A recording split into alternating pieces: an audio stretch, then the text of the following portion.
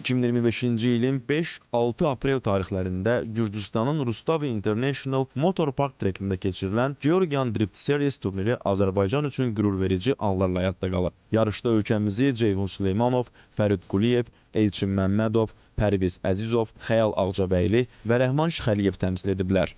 Pilotlarımızdan Elçin Məmmədov yarışa 32 final mərhələsindən, Ceyhun, Fərid, Xəyal, Rəhman və Pərviz isə birbaşa 16-1-dən qoşulublar. 5 mərhələdən ibarət olan trekdə Ceyhun Süleymanov həm 8-1, həm də 4-1 finalda güclü rəqibləri, o cümlədən Gürcüstanın top pilotlarından biri olan İrakli Şalikaşvilini məğlub edərək finala yüksəlib. Həlledici mərhələdə isə daha bir yerli sürücü Georgi Qriqalaşvili ilə qarşılaşan Ceyhun texniki nasazlıq səbəbindən mübarizəni istədiyi kimi tamamlaya bilməyib və yarışı ikinci pillədə başa vurub. Təcrübəli pilot CBC Sporta yarışla bağlı təəssüratlarını çatdırıb. Biz də birinci etapda çıxış elədik 6 pilotla. Çox gözəl nəticəmiz oldu. 6 pilot, deməli 22 ümumi iştirakçımız var idi. 6 pilotumuz iştirak edirdi o 22-sinin içində. Deməli bir pilotumuz 16-1-ə keçdi, Elçin Məmmədov. Pərviz 8-1-ə gəldi. 16-1-ə gəldi və 4 pilotumuz 8-1-ə. Yəni 8 dənə ən yaxşı pilotumuzun 4-ü Azərbaycanlı idi, tam yarısı.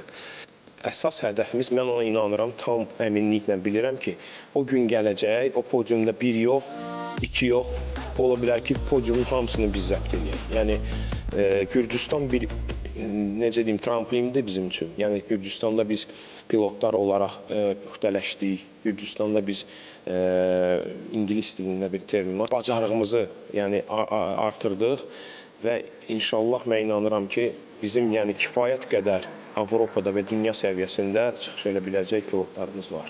Təmsilçilərimizdən Rəhman Şıxəliyev və Fərid Quliyev isə üzləşdikləri çətinliklərdən və hədəflərdən danışdılar.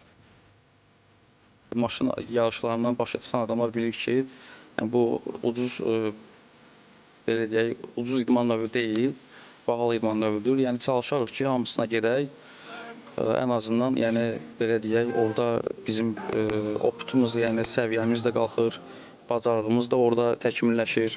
Yəni biz çalışacağıq ki, bundan sonra da biz podiumlara inşallah öz bayrağımızı qaldıraq. Bizim idmançılarımızla Gürcüstan və yaxud da ki, digər ölkələrin idmançılarının arasında olan nisbətə baxanda bizim daha az məşq eləməyimiz, bizim maşınlarımızın onların maşınlarından daha az gücdə olması, amma yenə də bizi ruhdan salmır və şükür Allaha ki, bizim nailiyyətlərimiz göz qabağındadır.